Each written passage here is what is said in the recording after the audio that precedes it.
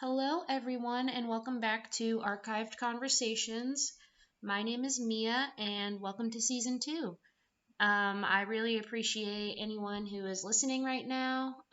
It's really awesome that I am able to continue this project, and I'm really excited for our next round of guests, and I hope you are too. So I hope you stick around and learn about June, and the next episode will be out on August 20th. So I hope you stick around to see who our next guest is. I'll be announcing it sometime later this week. But oh yeah, and I also just wanted to say that I apologize in advance for the audio quality throughout the video. Sometimes I feel like my voice isn't as loud. You can still hear what I'm saying, but also another thing is the air conditioning was turning on and off throughout the interview. Hopefully it's not too annoying, but what can you do? It's Florida. But yeah, just a little warning that there might be some white noise for parts of the video. Thanks for listening. It is season 2. Woo! Yeah, season 2, baby. Off to a good start with our first guest of the season, June. Yay, June. Hi. Thank you. Thanks for being here. Yeah, so, of course. Yeah, please tell the people, introduce yourself. Sure. Yeah, well, thank you for having me. My name is June Morning. I'm also known as Jubilee. Particularly within my capacity as a party organizer or a musical host, you could say, after David Mancuso of The Loft, a really important, influential party, which I'm sure I'll talk your ear off about over the next hour or so. I'm a librarian. I would identify myself as, really importantly for all my life, like an avid musical listener, and really just kind of a perpetual student across many disciplines. I studied literature in school, and the sort of analytical, critical approach that imbued in me is one that I carry with me in independent studies to this day, many of which are kind of within the realm of cultural studies, or sometimes sort of religious studies. And I would say I've found myself located very, very comfortably and just continually, excitingly at kind of an intersection of music and dance music and party culture, as well as sort of the spiritual and ritual dimensions, as well as the social kind of solidarity potentials that are contained within that world, within that practice. Damn. Yeah. It's a hell of an introduction. I'm so excited. It's a hell of a life, baby. It sure is. Yeah. My goodness. Well, that's awesome, and even in just that little introduction, I learned so much. Oh. So I'm very excited to get into it. Yeah, let's get into it. So I also just wanted to bring up, this was originally, a question, but we kind of got into it already. We are actually from the same county in Florida. Countdown County, baby. Oh my gosh, 3, you 2, know 1. it. 3, 2, 1, baby. Countdown town. Yeah, I always say that. Reppin' Melbourne, as Rick Ross did in Kanye West's "Devil in a New Dress." Love it. Different so traps. I'm still getting mail from. When they mistakenly send it to my parents' house. Yeah, so that's great. Anytime I meet somebody from the Space Coast, I'm just like, you know what's up. Yeah, And it's a distinct like subset of the Florida Yeah. experience. Yeah, like for example, unfortunately, I'm like we're laughing about it, but unfortunately, in my hometown, they actually had a petition going around Facebook. I don't even want to know. To change, because our water tower had the American flag, or has the American flag on it, and they were trying to get signatures to change it to the Confederate flag. Jesus Christ. And so that's my hometown. Yeah, yeah, all kinds of. Am I allowed to curse? Yeah, Oh totally. yeah, all kinds of fuck shit Yeah. going on in that neck of the woods for sure. Yeah, so similar roots. Yeah. So I guess I'll also just start off by saying I haven't yet had an opportunity to come to one of your parties. Right. And whenever I cannot make it and I see all of the videos and pictures and stuff, I'm just like, man, I am for sure missing out.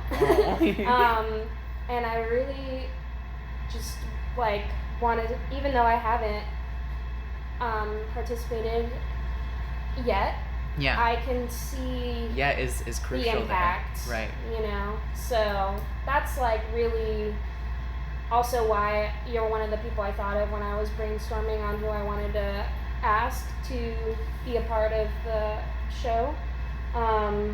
So I guess I'm gonna ask some generic questions. Sure, yeah. You know, Yeah. I'm just wondering, like, number one, where did this? I guess I'll just say like the passion for music. How did that transform into you, like choosing music for these parties? And like we kind of mentioned before we started recording about how you don't really consider yourself like a DJ, Right. per se. Like it's a lot more than that. Right. So just if you could tell us about how the evolution of it, like how you got to where you are today, basically. Absolutely. And doing what you're doing right now. Yeah, when it yeah. comes to the music. For sure. I guess I'll first say, like, whenever somebody expresses disappointment about, like, not having made a certain party or not having made it to a party yet, like, for me, like, I always say, like there's always another one. Yeah. So it's like, see you at the next party, and if not that one, then the next one after that. So I will be overjoyed when you first do make it out. And I have an invitation for you today for the next one. So yeah, to answer your question, I have been, I would say like a music obsessive for, like since like my early adolescence, and it's just been like an extremely important dimension of my life. I kind of feel like I process like all of my experiences like in a way like through music. Like many people, like I look back at certain memories and always have like particular music like attached to that.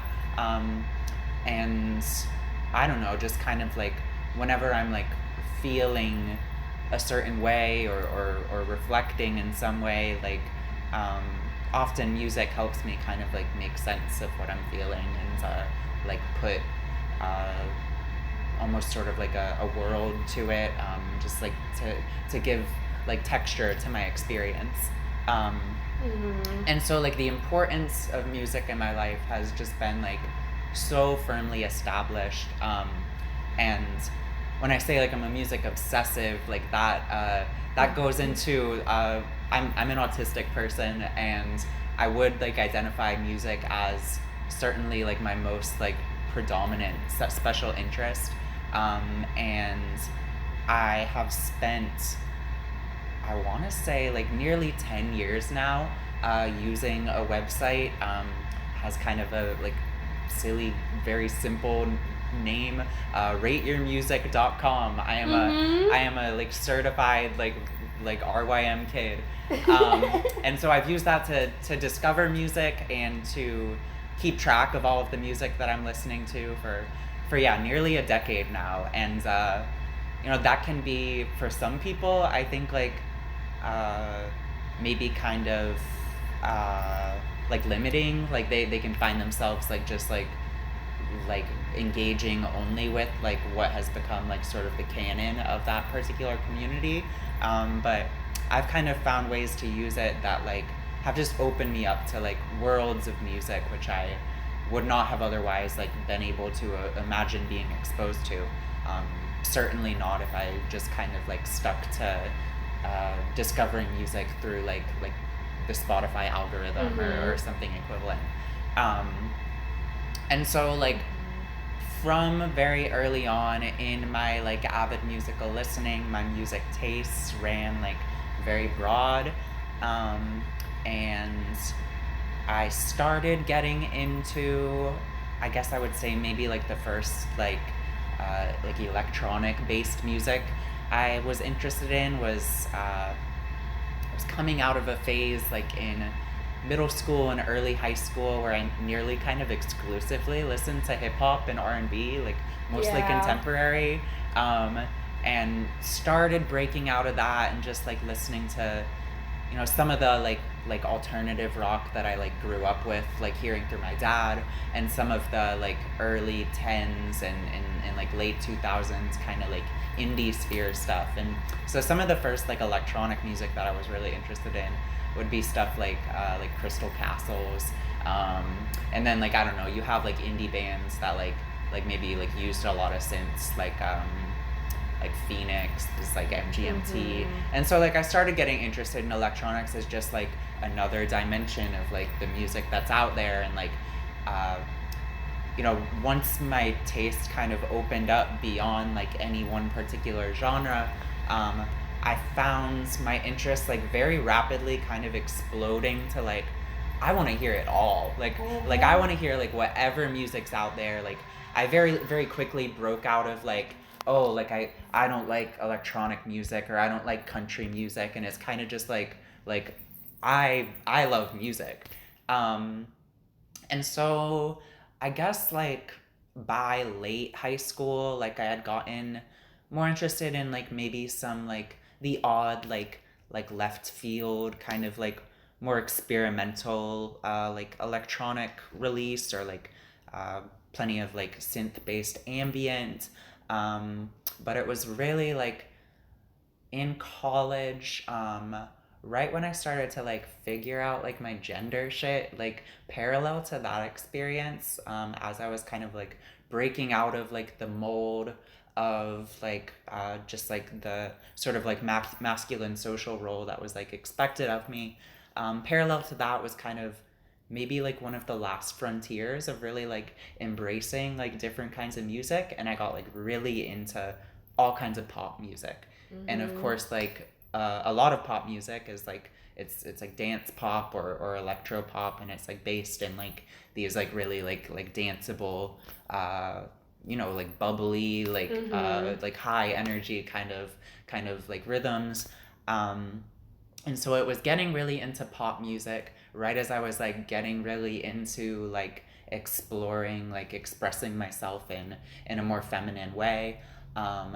And parallel or shortly after that, getting very much into PC music, which if you're not familiar, if anybody's not familiar, PC music is a really, at this point, like iconic, legendary UK independent music label that just like for a decade now, they just announced like sort of the retirement of the label in their 10th year. Wow. Has been putting out just like intensely kind of like forward thinking, but also like very much like pop embracing, like detailed maximalist like sugar rush like UK club dance music informed, pop informed, like just insane music. And of course, a close affiliate of PC Music is Sophie, who is an icon of mine and a trailblazer within the world of electronic music.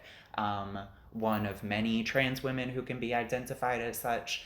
And so this was really like kind of like what like just like hit. And I would identify as like the first thing, the first like domino in the sequence of what would become me really falling head over heels in love with dance music and with the dance floor experience. And so I know I'm going on like for a while now. But so my first dance floor experiences came from DJs that many of which would later become my friends, that were very much informed by this like moment of like PC Music like informed what would go on to become what we now identify as like hyper pop, and a whole load of other sounds. Of course, like the phenomenon of nightcore, like just like this sped up like pop or like R&B, like, or even just like chart like rock songs, like just super sped up, like chipmunk vocals, like that was in the mix. And then even kind of like hard dance music, like really like pounding like hardcore. So wait, when was this? Was this like high school? This was I would say like this kind of moment started culturally like around 2013, 2014. Okay. So. And I was kind of aware of it. Like, yeah, like I read Pitchfork. So like I saw like one of the landmark like PC Music releases that kind of like exposed them to a wider audience was this track, Hey Cutie, Hey Cutie. And I don't know, like I watched the video of that and was kind of like transfixed. Like this is unlike anything I've ever heard before. That's a track that A.G. Cook, the head of PC Music, worked on with Sophie in a collaboration, as well as a vocalist, and Hayden Dunham, who now performs under HYD. She provided the face of QT, which was sort of like a faux like energy drink that like the song was like a jingle for. And I was like, well, like what the fuck? Like this is crazy. But I wasn't like ready for it. And it wasn't until like that sort of like revolution in my personal life and in my experience of gender, like around like 2016, like my sophomore year of college, that like I kind of like caught up with it. And I think like a lot of people kind of had a similar experience just because of how like just ahead of their time was. Like at this point, that's maybe kind of like a trite phrase to like say that an artist is like ahead of their time, but like it's just like really objectively true of this exactly. like cohort of artists. And so so around 2016, like I started becoming kind of more engaged in like trying to find like spaces to experience this kind of music like in a live setting. I was already like an avid like live music fan, like going out to see a lot of bands like in the Tampa area, and of course like in high school I would drive over to go to shows in Orlando. Right. Excuse me. And so I don't know, like my eyes were open to like looking for these kind of experiences, and it was in Orlando, in kind of like a DIY like DJ led little scene that was like very much engaged with this just like hyperactive like sugar rush, like a million different sounds like sped up and thrown in a blender.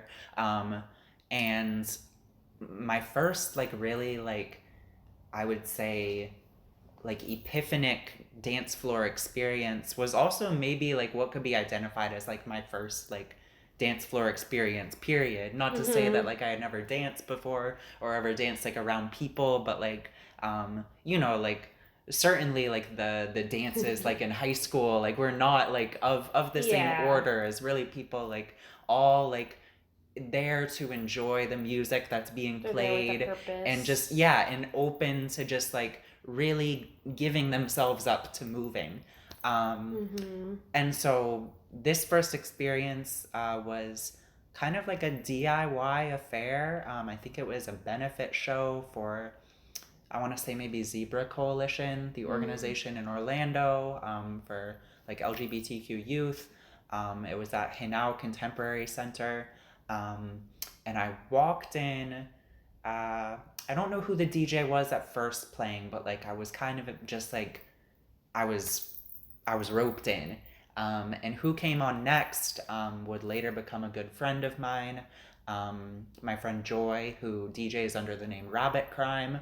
Um, and they really like they did it. Like that was like the, I don't know, that's when I like kind of was opened up to the potential of like of what concerted dancing over, I mean, this was a fairly short period of time, but you know, depending on the energy level of the music that you're working with, like a short period of time with like very high intensity can be like as sort of like full an experience as like as maybe many hours spent on the dance floor. But like from there it was like I was just hungry for like any experience I could get going out dancing. And you know, I was always the one that like as soon as we arrived to the function, like I was on the dance floor. Like I was like running ahead of my friends to like get in there, get on the dance floor, like fuck a drink. I don't need a drink. Like I just like the endorphins that like start like doing their work while I'm dancing. Like that's all I need. And yeah, just you know, I parallel to having these experiences, I was reaching further and further back, listening to more and more kind of like maybe classic Chicago house music, UK rave music, like breakbeat stuff, acid house, anything and everything. But I will say, I could paraphrase by a very influential author to me, who I will probably go on to say more about, Tim Lawrence. When he was working on his first book, he usually like recounts that like during this experience at the beginning when he set out to write a book about house music, he says, my ears were electronic. And by this point, this was kind of true of me. I had still like come from a background of being interested in like so many different kinds of music. Like initially kind of mostly like rock based music. But I was like at this point in my life, like just kind of firmly convinced that like any music that was kind of like,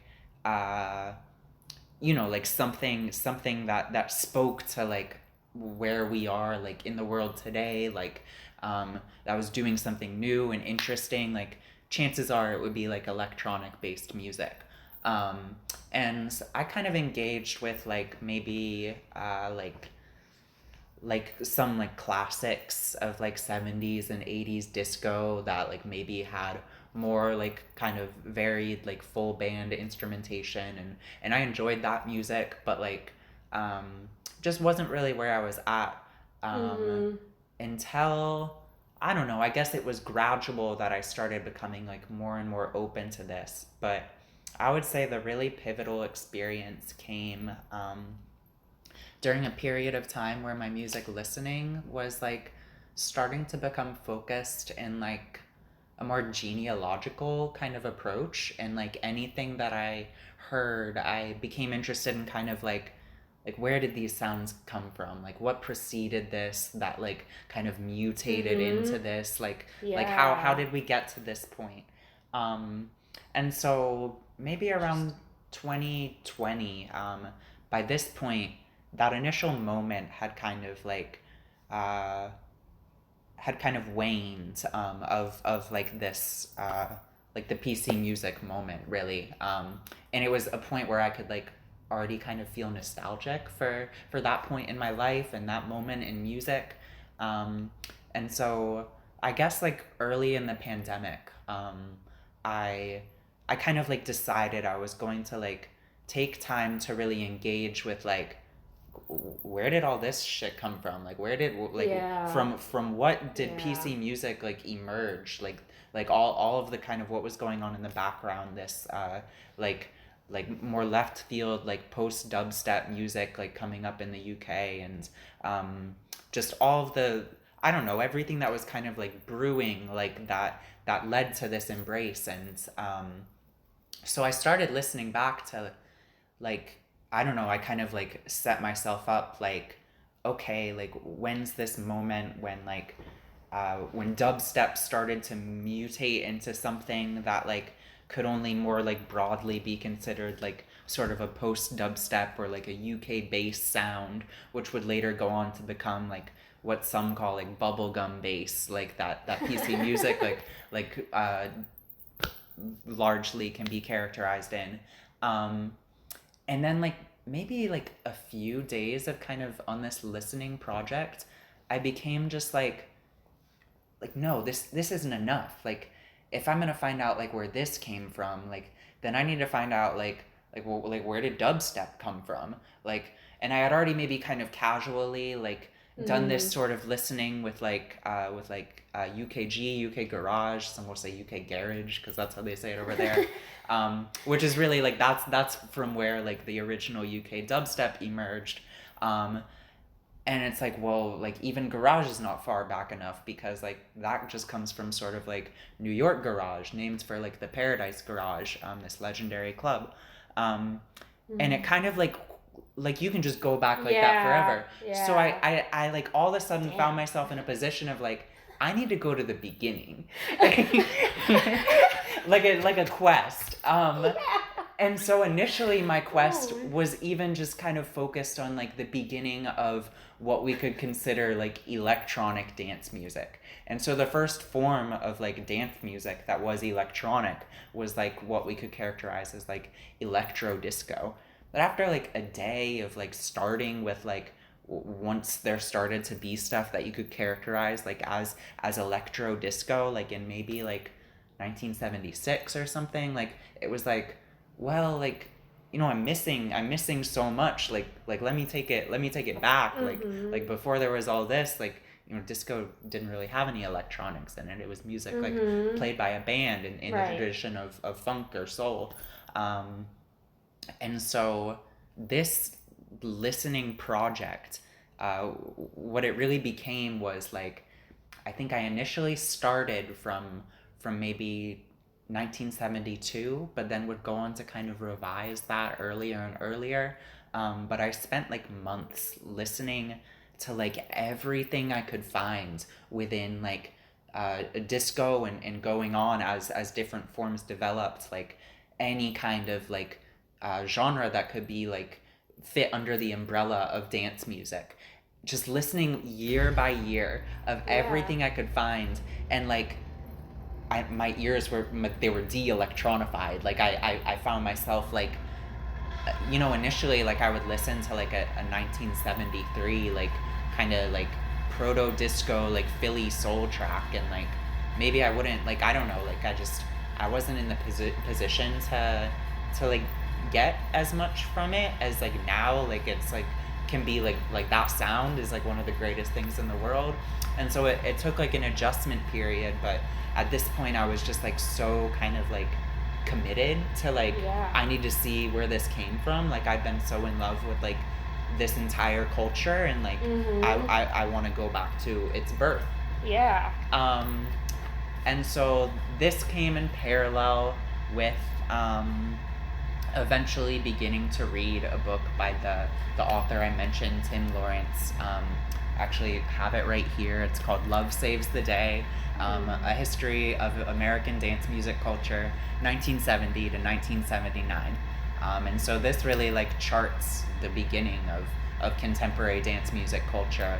Of course, beginnings are always kind of like a sticky subject, and we can't like simply just say like, oh, everything started in 1970 and nothing preceded that. But the book doesn't intend to do this, but 1970 is like a really pivotal time.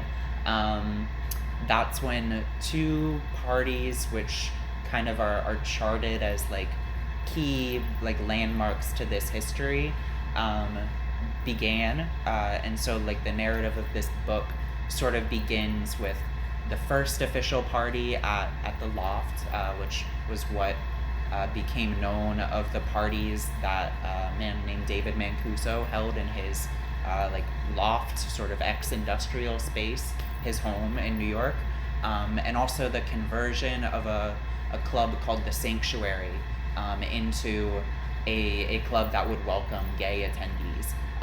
And these coincided by, like within a month.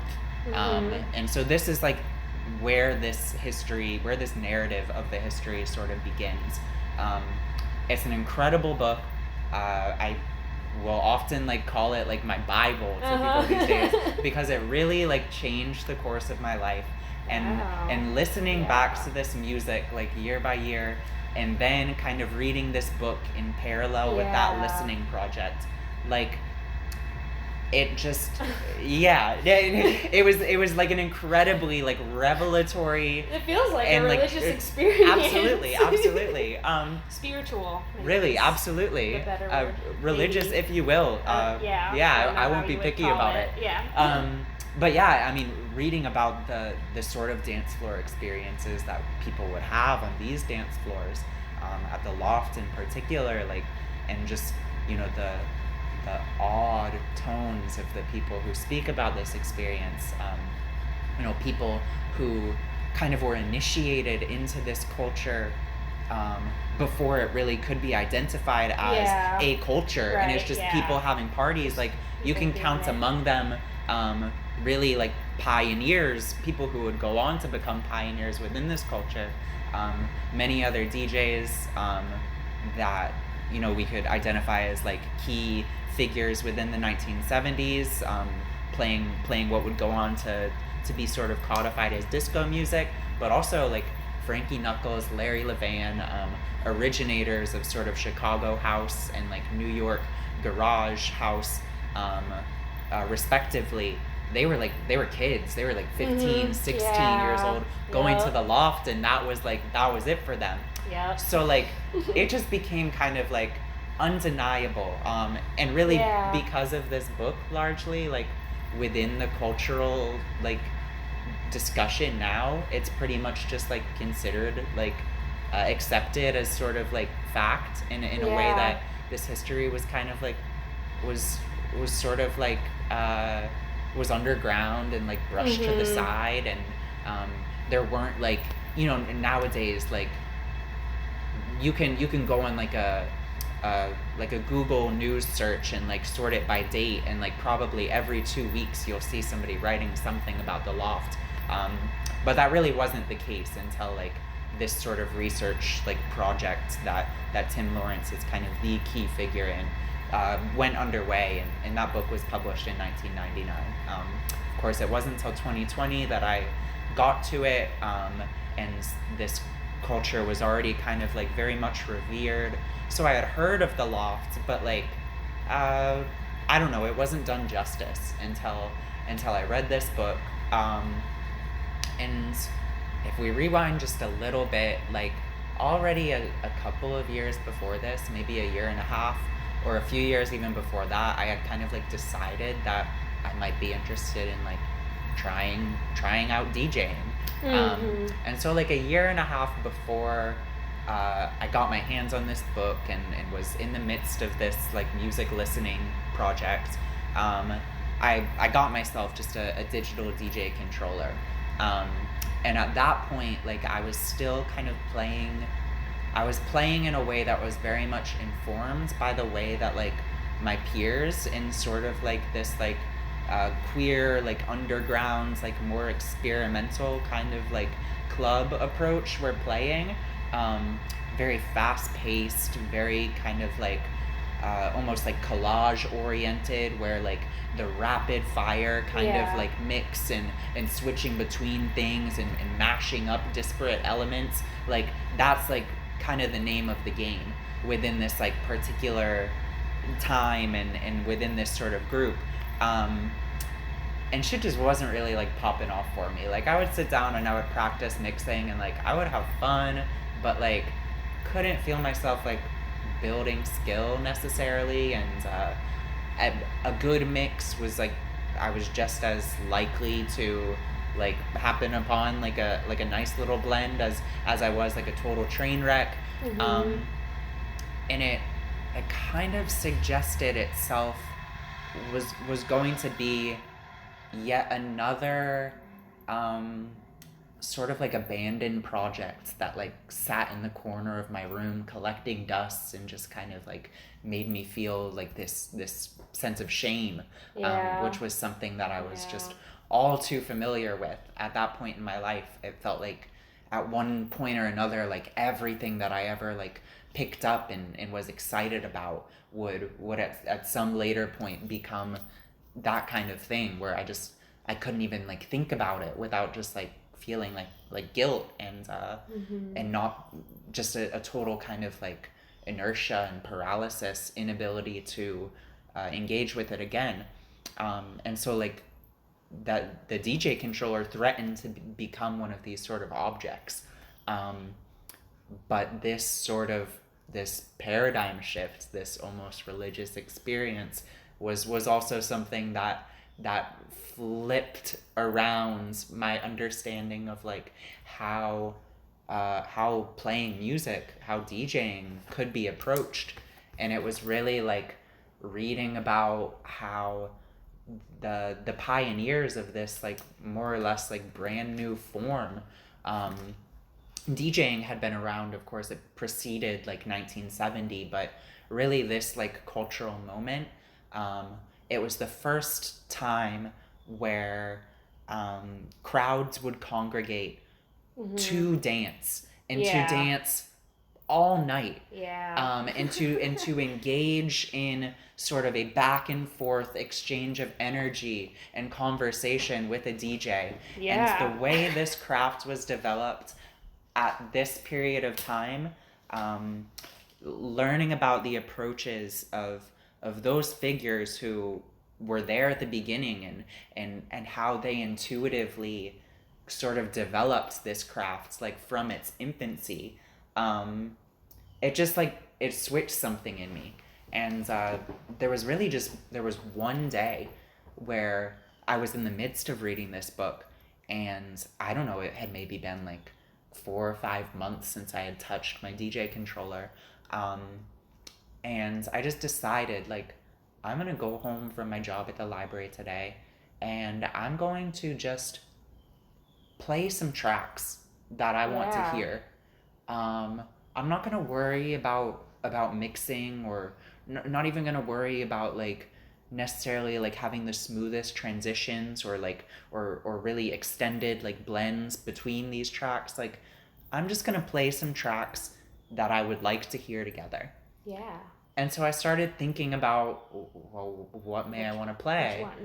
So I was just throwing stuff in a playlist, and then I kind of started to think about like just naturally from there, like, oh, well, like what might sound good together, and after all the research you've been doing, right.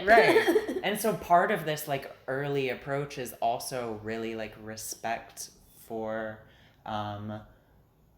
this craft as a form of communication, as a form of storytelling, and that's not to say that that's like an element that is absent in today's DJing, but it's not always foregrounded. There are many different ways to DJ, and I mean some DJs will play a set with like nary a vocal like in the set. And so like any element of storytelling, sure, music can convey meaning in a way that doesn't necessarily have to have like lyrics involved, but it's just to say that like the sort of communicative element, the storytelling element is not always foregrounded in today's DJing, and it wasn't foregrounded in the approach that I kind of felt inclined to be engaging with previous to engaging with this history. But now that I had this history kind of like with me, and very much with me, because like it was just like, you know, reading about this, like it struck my heart, reading about sort of like the potentials, the collective potentials, the like ecstatic potentials of the dance floor experience, especially when people are engaged in this sort of like in this form of a dialogue of a like collective kind of like journey through various like emotions and states of being. It was just kind of self-evident to me, like this is what I want to do when I'm putting together this one particular like mix of music. And so I started thinking about how what sequence I might want to play these tracks in. And before I knew it, before I even got home and sat down and plugged in the deck, like these tracks were sort of like talking to each other and rhyming with each other, and this sort of like narrative arc emerged. And I went home, and I think maybe at that point I was just kind of transfixed by what was like happening before me, and I didn't even get to mixing that night, but I was just kind of like working on like cohering these musical elements together. Yeah. And what I was playing ran the gamut from disco to house, like more contemporary house. Some tracks like by Octa, who's like a really influential DJ and producer to me. Just really like all kinds of stuff, spanning sort of like many sort of dimensions of like my musical interests. And by the time a few days later, like I actually sat down to like put this together in a mix, at some point it had become clear to me, this isn't just like to do, like to put together like at home, like this is a story and I need to tell it. Yeah. And so logically it's like, well, I need to have a party. Yeah. and so that's, I mean, I think that's like as good a place as any to end this like incredibly drawn out answer, as I was struck with the need to have a party, and to tell this story at that party. Damn. Yeah. That's great. That's like a great movie. You know? Maybe so. Yeah. Just saying, like... I remember the first time I told my best friend Micah sort of this account, like and this was like in real time, sort of it like had happened just within like the past like month or two. Yeah. And I recounted like what I had been sort of like going through, the way like Yeah. just I was experiencing like this transformation, like Yeah. this understanding of like a vocation in this world. And by the time I finished pretty much telling the same story I just told you, with maybe some of the beginning parts elided because Micah was there alongside of me for much of it. Yeah. They said, Junie, I think you're a prophet. which is not to say I would agree with that characterization, but you know, it's I mean it's a the people are gonna call me what they call me, I guess. right. I mean, it's I'm not saying I'm not saying I'm a prophet. Yeah, like people talk. Right. I didn't say it. But yeah, I mean, it's a potent story. Like I truly, like, I'm a spiritual person, as I have suggested, and I truly feel like in every party since, I at some point feel like this is like I have been called to open myself up as a channel of divine love and light. And you know, it's not infrequent at this point. I would say it's reliable, it's consistent, that I will be able to at some point, like during the course of a party on the dance floor, see sort of the transmission of that potent energy on throughout, diffuse throughout everybody there who is opening their heart to the music and that energy. Again, I'll quote something Micah just recently said to me, not just my best friend, but really like somebody who has become like a really sort of a central like organ within this larger like party organism. And I couldn't imagine it without them. And they recounted these few times when they felt as if they could literally see like strings extending out from their self and connecting everyone on that dance floor. And it's like, yeah, like this is powerful stuff. And so I'm humbled, like first and foremost, like every day, like I'm humbled and grateful and blessed to like have the opportunity to that I happen to be the one who like often is kind of like behind the counter, like putting on the music to let this unfold to. Yeah. Wow.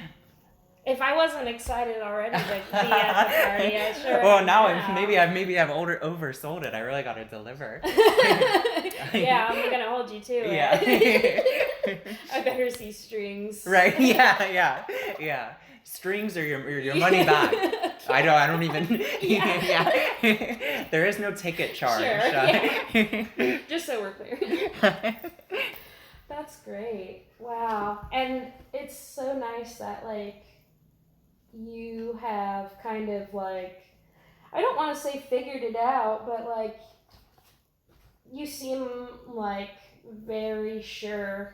Sometimes it feels like I figured it out. Okay, yeah. Yeah, right. Like, so this like and I don't feel that way, and so do a lot of other people. I often don't feel that way. Sure. But sometimes I do, and I see it, and just reminded. Kind of like moments, sparks, like in the several weeks long or sometimes months long, like preparations for a particular party, the accumulation of all of this musical information and the kind of like spiraling around this kind of like node of like some spark of energy that I then kind of just like gather and cohere around it to like weave together this sort of mesh that I will then like bring forth to present in an improvisational manner.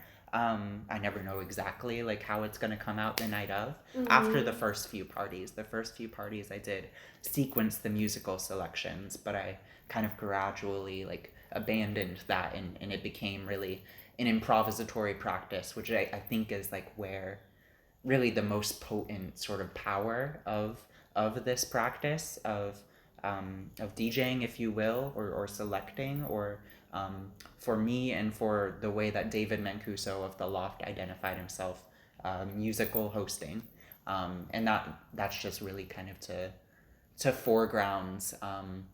Host it's like that's the word. Musical is a modifier, but like at its core, like it's welcoming people into the space and gathering them together and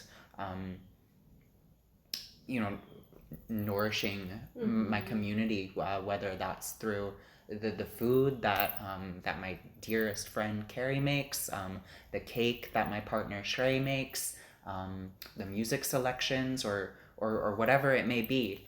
That nourishment, it's so good. Yes, it always is so good. Yeah, sure. I can attest, though I can't always attest because sometimes I'm like in a sort of like trance state, and sometimes I get into the kitchen finally like several hours in the party and it's like I missed it. The plate's cleared. Right. But really the potential of this practice, which for me after David and many others in this sort of like loft party tradition, hosting is a central element.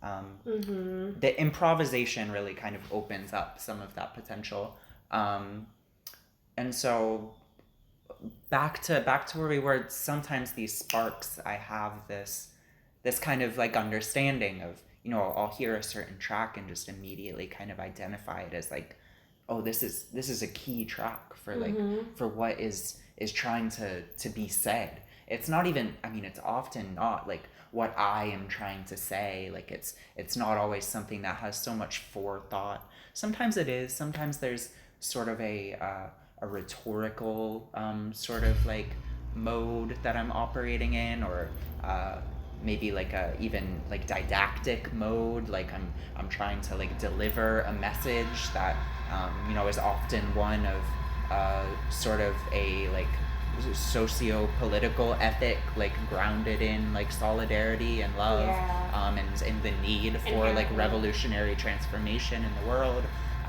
So sometimes it's that, but sometimes it's just like, it's beyond me. Like I'm just a vessel. And so these sparks come at times that I really do like feel like, like this is what I am here to do. And I was 25 when this all kind of began, when I had the first party, when I read that book. And for all of that year, I'm 27 now. We're about to celebrate the second anniversary of the party. For all of that year, it was just like, wow, like 25 is it, like that this is it, like I know now, like all this time I've just felt like adrift. Your brain fully forms at 25. Right, yeah.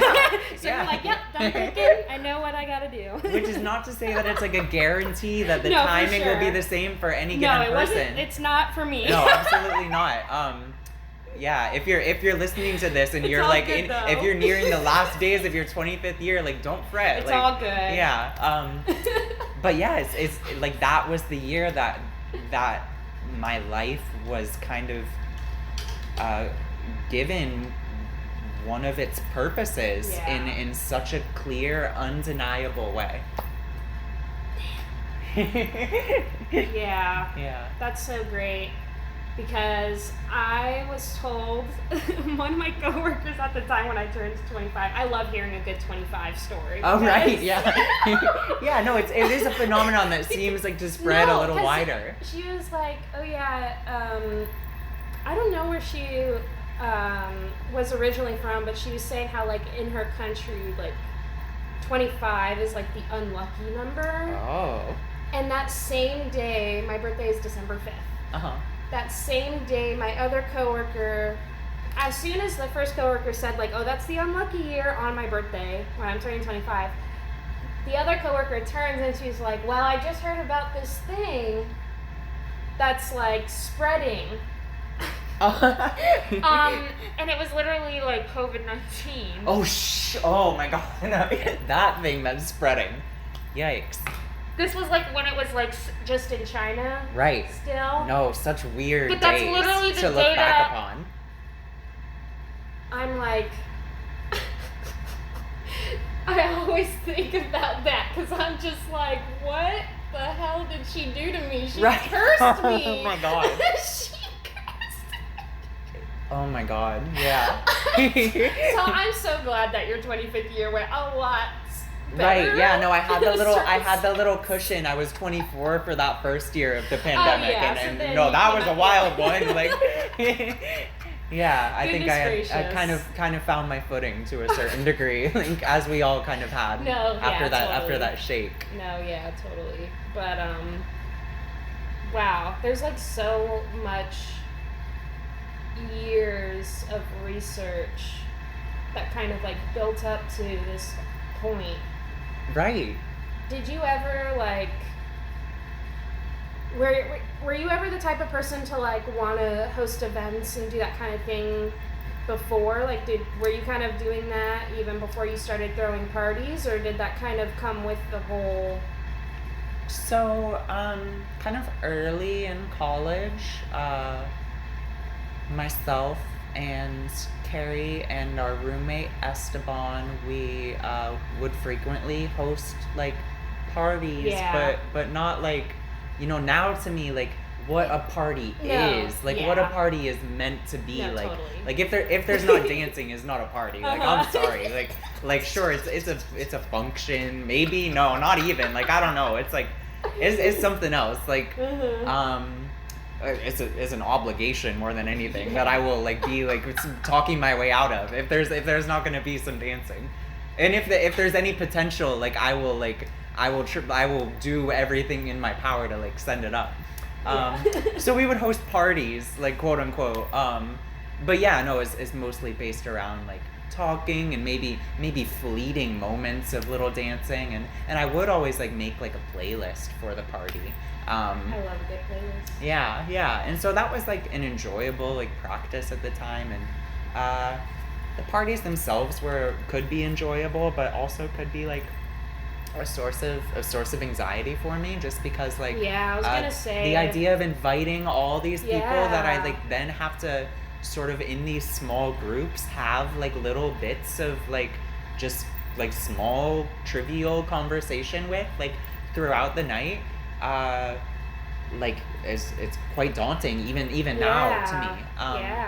I was gonna ask about that even too, because I get that way. Right. And totally get that way. And so really kind of like when I first like came into the intention of hosting the first of these parties, it was very much like a lot of attention was paid to like, how do I present this in a way that it's foregrounded, that this is a party for dancing?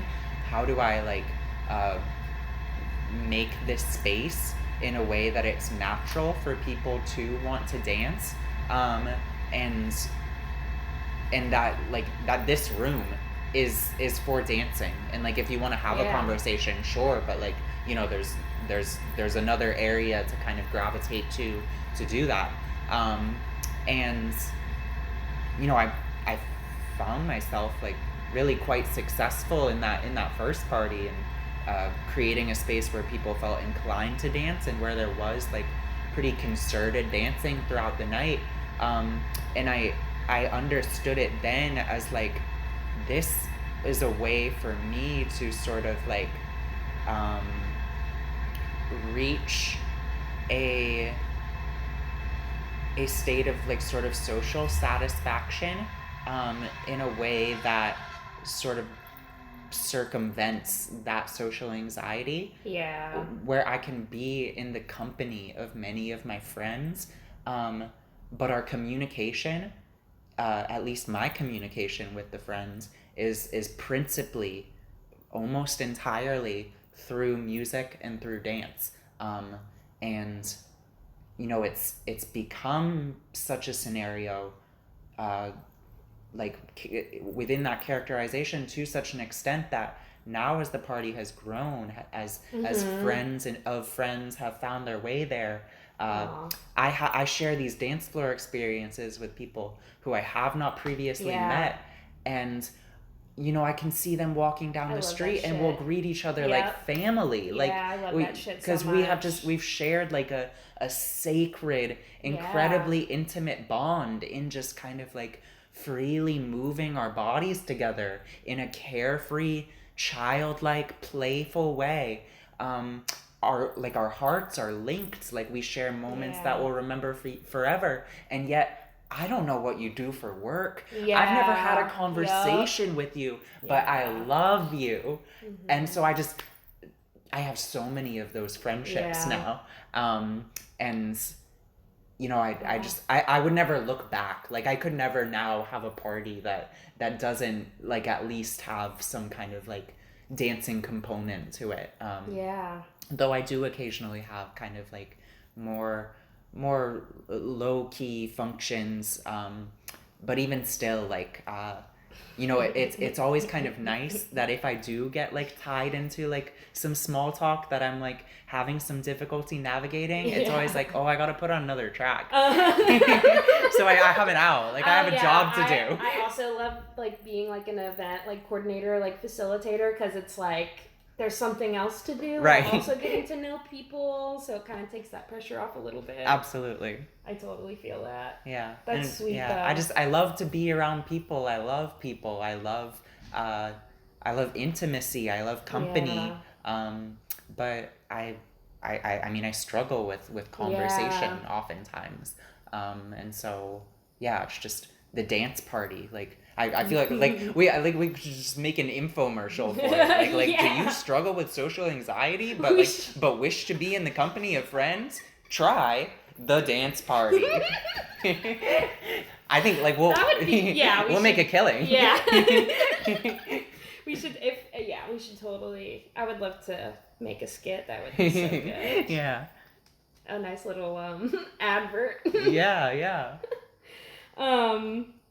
So I also did want to ask, like, specifically, like, can you tell me about your SoundCloud and your MixCloud? Because, like, are those two separate things? I've never heard of MixCloud before. Sure. Yeah. So Mixcloud is a platform that's kind of like more specifically geared toward uploading like sort of like longer form DJ mixes. Right. Whereas SoundCloud, a lot of people just, you know, upload like individual tracks that they've produced as well as mixes. And so I initially took to, when I first had recorded mixes to present, of which, you know, most of what I have online still is just recordings of what I have done at the parties. Yeah. Well, I just kind of took to uploading things to both SoundCloud and Mixcloud, thinking that there are different audiences active on those two different sites. Right. People who are like coming from maybe outside of like the dance music sphere or the DJ sphere, like, are probably more familiar with SoundCloud, and so I want to have that available. But then like who knows, like maybe some real like dance music heads, like some old heads, will be like browsing Mixcloud and we'll find something. True. So yeah, so I Because just, I've never heard of Mixcloud, and I was like, is that it's specifically for right. that kind of... Yeah, I will say my Mixcloud is at this point like quite neglected, because like uploading things in parallel to two different platforms, Yeah, like it it's can be kind of a exhausting. chore. So It is a chore. so my SoundCloud is more up to date. And like I saw that you had a lot of, or like you had a few mixes available for download. Right, yeah. So yeah, like I wanna hear about that too, like why you decided to... Sure, yeah. So like, I don't know, like SoundCloud's app, like these days, like, I don't know, can be like kind of frustrating. So I don't know, I decided to make mixes available for download. So like whatever happens, like whatever you want to listen to it on, whatever like your kind of capacity to like deal with like the weirdness of various apps, like it's an option to simply have an MP3, and it's just like, I mean, you'll have it like on your drive for as long as you like keep that drive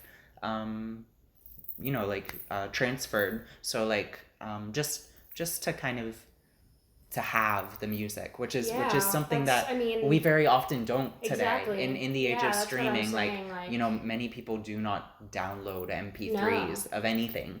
I just think it's like I feel like that's not common, especially just because, you know, capitalism and things like of this, but it's just not common for you know, a creator, somebody like doing something creative, and like it's a labor of love, you know, but you know, still you put a lot of work and time into it and then just throw it up for free, you know, that's not super often. So I just, you know, I think I really appreciate it, because I also like to share like downloadable content and stuff like that too, like downloadable zines and that kind of a thing. Yeah, like, absolutely.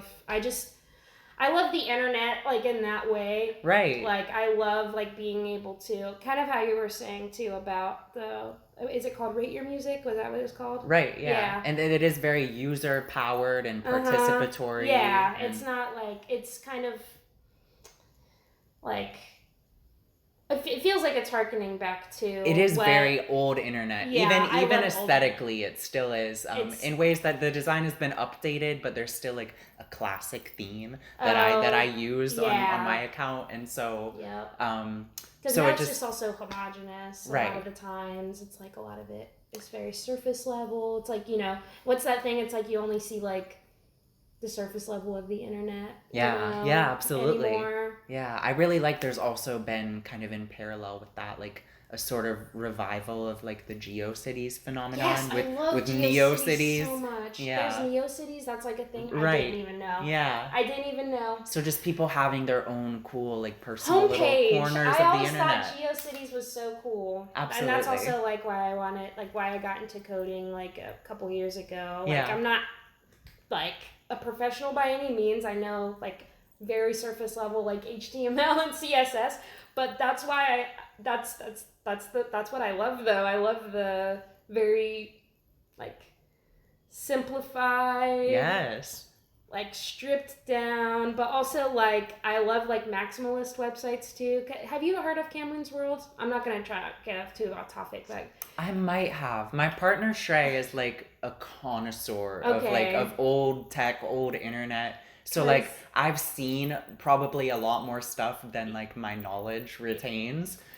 Cameron's World is just kind of like an online like I believe it's like an archive of Yeah. like GeoCities. So Oh yes, there's okay. like a bunch of GIFs and it's like a very long page and it goes on forever and you can click around the page and there's music and then when you click on like certain like GIFs it'll take you to like an old like GeoCities page and sometimes the links work, sometimes it's like it goes to a broken Link page because rot, it's yeah.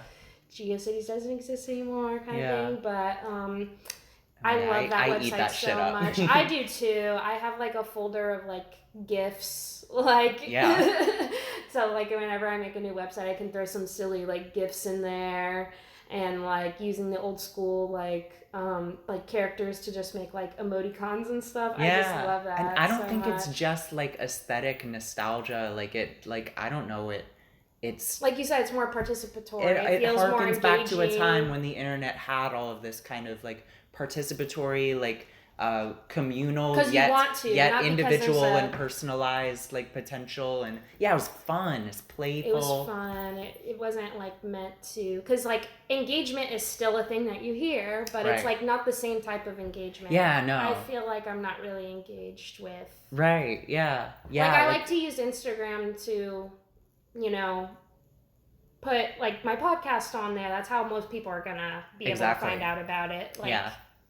That's Yeah. just how it is. So it's like I think it can be fun, but a lot of the times the way it's like the way social media and stuff is used anymore, it's just very like I don't know. Again, just homogenous comes to mind. I just think of like it's just all like it's made to be that way. Like it's made to be that way. Absolutely. It's like algorithms and all that stuff, which you kind of mentioned earlier too. So let alone how it's made to be like addictive. Literally, when people, I always talk about that. It like it's. Yeah.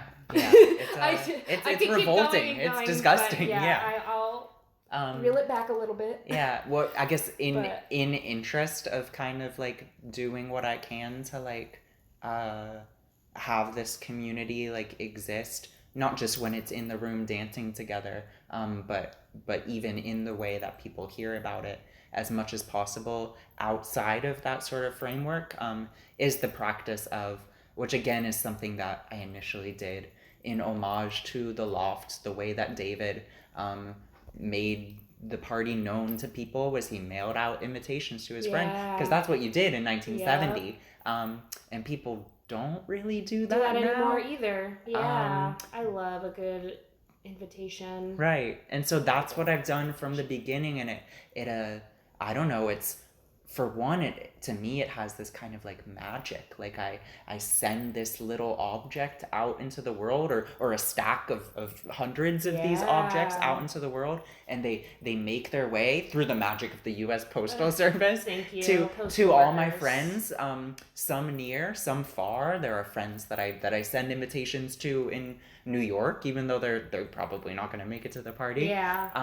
And that piece of mail that summons them, and they find their way into this house, and it's just, I don't know, it's a small miracle. Just talking about mail here, I get really excited about mail.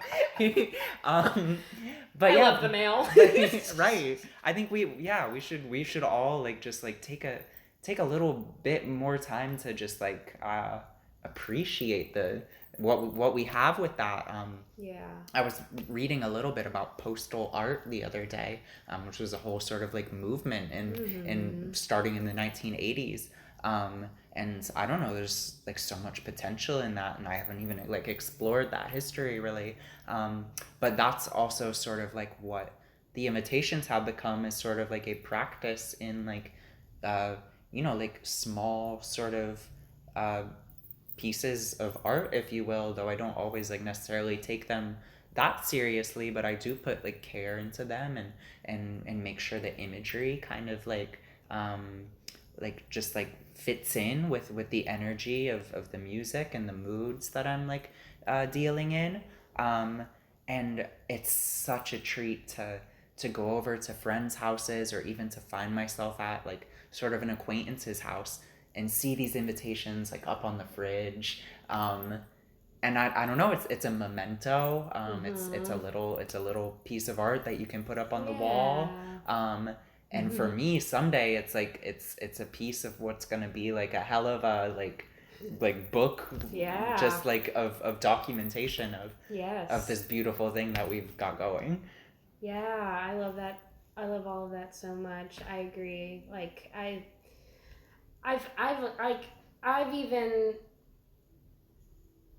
gotten to points where I purposefully will like make myself go back to these things of like mailing out a letter to a friend. Right. And it's almost like I need to make it like more of a consistent practice, but like in the past I've definitely used mail or like burning CDs and that kind of thing, almost like coping. Yeah. Almost like coping mechanisms. Yeah, with and like it with makes the me feel so good. But then it's like, and then I go back and I listen to these like burned CDs, or like I see the letter that like I gave I sent my friend a year ago or whatever, and it just brings, even though I was like not in a good place when I was like making that stuff happen, like I look on it fondly, because again I just like there's just something, especially since like bringing it back to the whole like social media being addictive and that kind of a thing, like I've definitely gotten sucked down the doom scrolling of course type of thing, and like who among us? So it's like I find that like the more that I get sad, the more that I like retreat into my devices. Yeah. And I know it's like, but it's not even like, usually it's not even like escapism. It's like, no, it's just I mean, I think it's just like sort of like it's the thing that is closest within reach, that can time. give you something that will just like that will and just so, something to grab onto that can pass time, that can just like, it's just a pastime, can fill up like some like fill up these I don't want to be thinking, so just like just like give the synapses like just make them do this something. bullshit. So I always find myself like recognizing that and being like, I need to like step away from this and do something that's gonna actually like make me feel good. It doesn't even need to be like quote unquote productive, but like something that's gonna make me feel good, like, and something that like involves my body. Right. Like a thumb like flicking on my screen is not, but the act of like getting a piece of paper, sitting down at my desk, getting my favorite pen, the one that writes the best, getting out my little stickers that I can like decorate the envelope with and stuff. Absolutely. And then it's like, I need to like pass my time this way. Like whenever I feel like this need that I need to fill up my time because I'm feeling like awful. Right.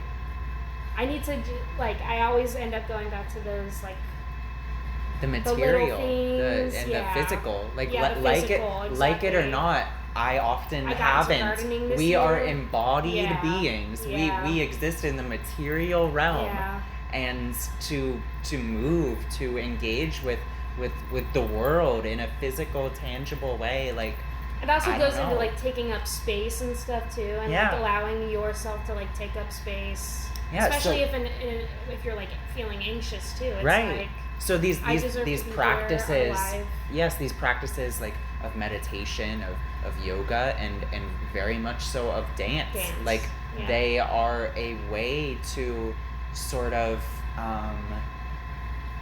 like to move around within this embodiment, to find a space, to make a space that we can comfortably exist in, And for me, dancing is it's very much like a therapeutic practice. And dancing collectively, like that, it adds a whole other dimension. When we can all kind of like move in this way, when we can all kind of make time and space to find a comfortable way of inhabiting our bodies in a joyful way, and we're doing it together, like that's the material makings of kinship, of bonds of solidarity that are like what we need, crucial right just for life. But yes, also like if we stand any chance of like getting through this shit, like we need to have something that kind of like that cultivates those bonds. And like I find that like my part to play in this sort of like just like wider struggle is to carve out some small space, a little cozy nook for people to be able to access that kind of shared experience in. And yeah, it's tremendously rewarding, but it's also something that, you know, shit, like I need it. I depend on it. Yeah. That's how I feel a lot of times too. I mean, even earlier I was telling you I was like not having the best day, and I was like, am I gonna go, even like coming over here, am I like gonna go in and like have a bad attitude? But I like knew in my head that like that it would make me feel better. Like I know I'm gonna talk to June. Like like how can I be I appreciate that. Yeah. And I knew it would like make me feel better. I'm so glad. I was just like, I got 5 hours of sleep. Like, am I even like in the right? Well, I have the like capacity, I guess, to like be able to be here and stuff. And but like I knew it was gonna be. Well, likewise, I didn't have the worst. It's the anxiety too. Right. It's like always the anxiety too. It's like it's fine. Yeah. It's okay, brain. Like. Exactly. Yeah. We're good. We're safe. I had a fairly okay day, but you know, now I'm grinning ear to ear. If y'all can't hear it, like just so you know, like image description, like June is grinning ear to ear. And yeah, I know, just even just sitting in company with someone in whatever, people object to, maybe there's less of an objection now to kind of calling it the real world, because the internet is real too in some ways. But yeah, IRL, infleshed, like we need it. So it's I'm also glad that like I was able to come to your house for this interview too, because it's like showing me that like I should do it as often as I can. Like I have some guests that are not local, but I'm like, if I can make it to someone's house, I think I would much more prefer it, just because it's, I don't know. Yeah, I mean, I'm certainly like in a position of comfort, and it's this simple, like the most kind of like foundational like building block of just like an extension of hospitality, like welcoming someone into your home to enjoy a cup of coffee and a conversation together. Thank you again for the cup of coffee. Of course, I needed it. I'll push it on anyone who enters that threshold. Like, you're like, do you want coffee or tea? And I'm like, oh, I won't ask for coffee. But then you're like, right answer. I already have it made. And I'm like, okay, if you already have it made, then I will for sure take it. Because and not many people. Me and Jackson always drink coffee in the evening too. But there's some people are like, oh, I can't sleep. I'm like, you're weak. No, I'm just kidding. They're not weak. I'm just kidding. But some people can't do it. But I'm just like, I could have a cup of coffee and go to sleep. Right? No. I could literally just go to sleep. Yeah. I was drinking coffee at Intermezzo the other night, like late into the night. Went home and slept like a baby. Yeah. Right. Yes. I love that so much. This podcast episode is really like complete now that we've got like some old school sleep sound effects. Oh my gosh, I was doing that the other day too. That's been in like, that's just funny. One of my favorite post-party memories. Often friends who come from further will stay over, and Oh, that's that was the just best. yeah. So The it was just after-party like the hangs. whole the living room, the front room, like everything was just populated by people getting cozy, and like all of a sudden it was just a chorus of like just any which way you can do it. Like we're just everybody was on it, and it was beautiful. Man, that's that like synergy. Right, yeah. Well, it's because we were all so synchronized from a night of sharing energy together. Like we were on that same shit. Like no, but really, the post party glow is really real. Yeah, it's one of my favorite things about this whole thing. Yeah. Yeah. Man, I'm so excited.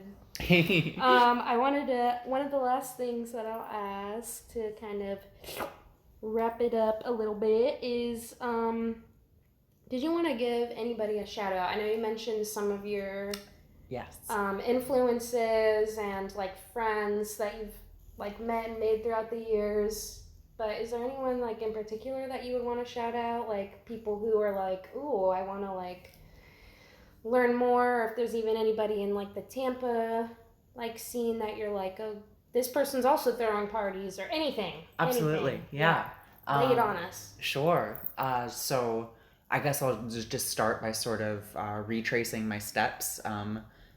So David Mancuso was the host of The Loft, a party that is still running after David's passing. Okay.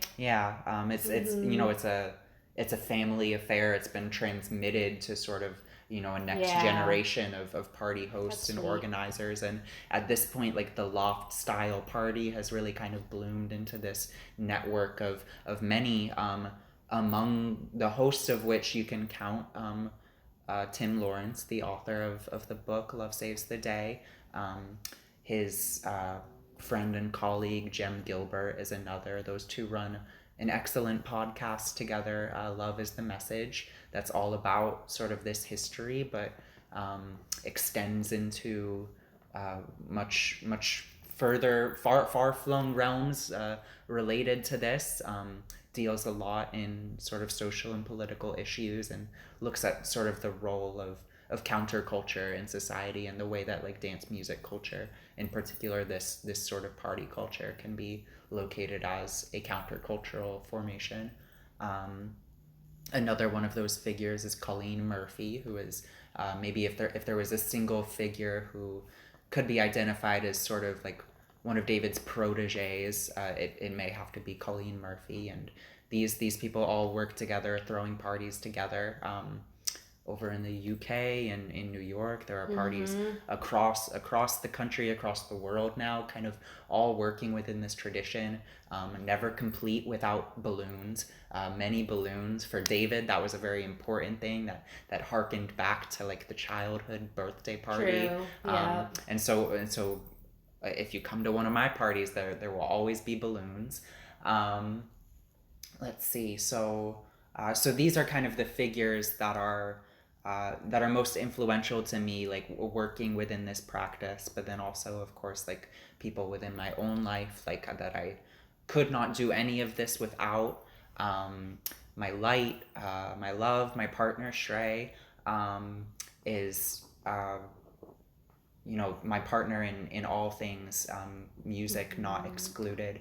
And I would say that, somewhere in that story of how I found myself to this practice, there were so many sort of like reawakenings, opening up to some things in music that I maybe had been kind of like desensitized to or jaded by, and just a continual kind of like just a light giving force, which love has been in my life, and so eternal gratitude and love to Shrey, who I look forward to sharing the decks with for the rest of our days. Also, of course, provides like the most just inspired, bespoke cakes that you can imagine for many of the parties. My former partner and again, I'll say my dearest friend, Carrie, she cooks a beautiful, wonderful spread for every party, and really it would not be, it may be inviting people to a house party, but it would not be inviting people to a home without Carrie's hospitality. She's in classic Taurus fashion, she is just a wonderful host. Yes, our baby Ginger, she doesn't make her appearance at many of the parties. Many people will come into the house and dance just have the night of their lives, dance their ass off, like to the ground, to the ceiling, and not know that sweet little princess is back in the bedroom corner. But she's always back there. I hope maybe feeling the energy with some with not great discomfort. Hopefully she does great with fireworks, and you know, there's always like some kind of rumbling bass around here. So True. she's very generous with her tolerance of that, but she's a shy girl. But she made an appearance at the very first party, came out and just stood beside me among the first kind of stroke of the first party. She's a borzoi. She's a big sight hound. Oh, okay. Yeah. And she's my baby, big my angel. And definitely like a very beloved, like therapeutic presence in my life. And anytime that a party like threatens just like going to shit, like just like it's not working, like Ginger's there, and you know, that fluffy butt to like lay my head on is just something that like is so steadfast that I depend on greatly. Oh yeah. I'll also say my bestie Micah, who has been at you know, hasn't been able to make quite every party, but has been at damn near every party, and who it just epitomizes with the energy that they bring, the love and unending openness. Epitomizes like the spirit of the party, and you know, I think Micah dancing in their little corner of the dance floor, they don't always like traverse, oscillate, careen around the dance floor as wildly as I do, unless I've roped them into it sometimes, or you know, unless they're starting a little mosh of sorts. But I just think Micah's presence is as welcoming as any could be for the newcomer who comes into the door and doesn't really know what to expect or what it's about. So endless appreciation to Micah. Also my bestie Anna, who's the first who I shared the decks with, and who I just will be overjoyed to share decks and dance floors with for the rest of our days. And so many more, all my Nook babies, just this whole like wonderful, flourishing, vibrant, organic community. Thank you all for your energy. Thank you for dancing with me, and thank you for all who have yet to come. I hope you find your way here soon. Yeah, it's only a matter of time. We're coming for you. But in like a really like just with open arms. Yeah, totally. Yeah. We'll let you come to us, but yeah. Oh, I love that so much. An envelope is coming for you. Yeah, it literally felt like you were like closing up the envelope and you're like, oh, but punching little music note holes in the corners, as I always do. I love my heart. My heart. Yeah. Thank you so much for opening this space. Thank you for opening this space. Yeah, I'm a slut amazing. for archives, for documentation. With just the tiny little clips or for photos after a party, and Love any it so much. I'm always just like doing, like, I'm a field recordings doll. Like, I always just, like, in the most amateur way, like, just opening my phone and just, like, picking up any little snatch of audio that perks my ears up. But a conversation like this recording is one that I will treasure forever. So Me too. So thank you so much for making this happen. Yeah, me too. Thank you for accepting the invitation, accepting me into your house. Yeah, it's an honor. It's been really great to get to know you more. Likewise. And, you know. Yeah, well, I'll have to like I'll have to turn the tables on you so so that we can even things out, balance the scales. Totally. No, yeah. Totally down. Anytime. But before I let you go off of this recording, sure. I wanted to give you the opportunity to just mention anything that you're working on. I know you just mentioned you're about to have another party, but if you wanted to mention like any of your your SoundCloud name or anything, plug yourself, you know. Sure, yeah, absolutely. So I guess kind of the hub, as I shake my fist in the sky, you can hear the bells that are always on my wrist. You can hear those jingling and my shaking my wrist. It's kind of an irony there. Yeah. Like even when I'm shaking my fist, I'm rejoicing. The hub is my Instagram.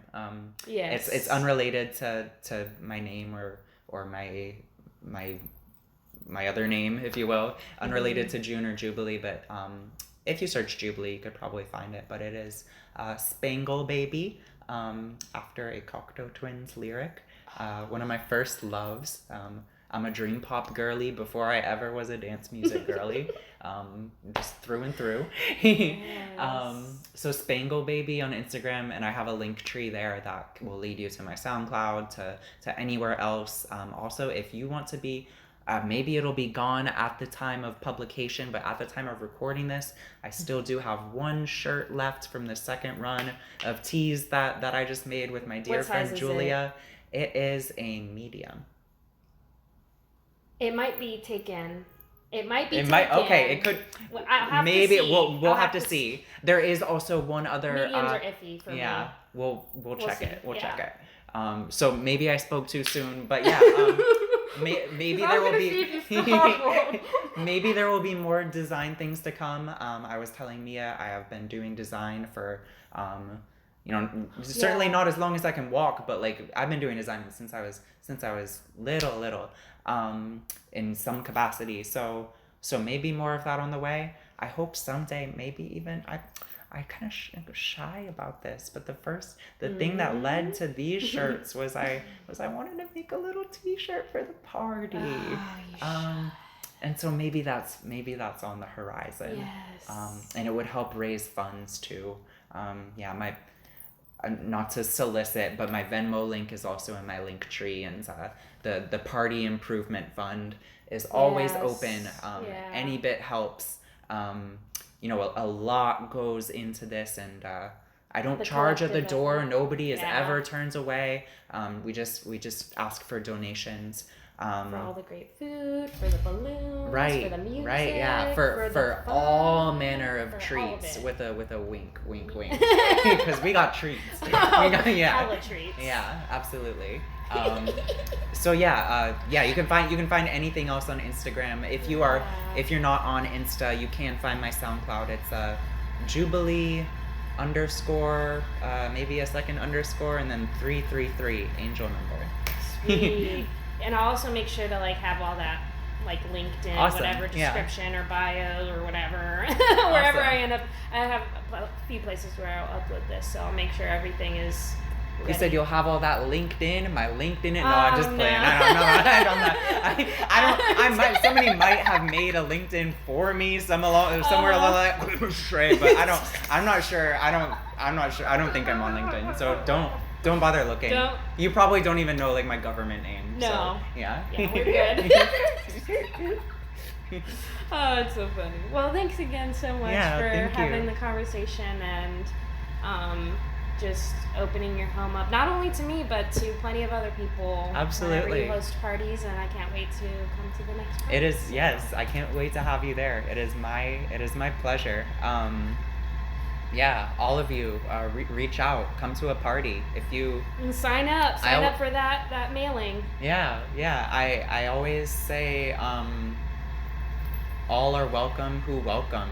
Whatever energy is here, whoever you meet here, whatever sounds find their way out of these speakers. If you open yourself up to it, like, we will accept you with the most open arms. I don't know, it's a beautiful, joyous community, and I would love to have anybody come and be a part of it. Aw. I love that so much. Thank you so much. Yeah, thank you. Amazing. Thank you.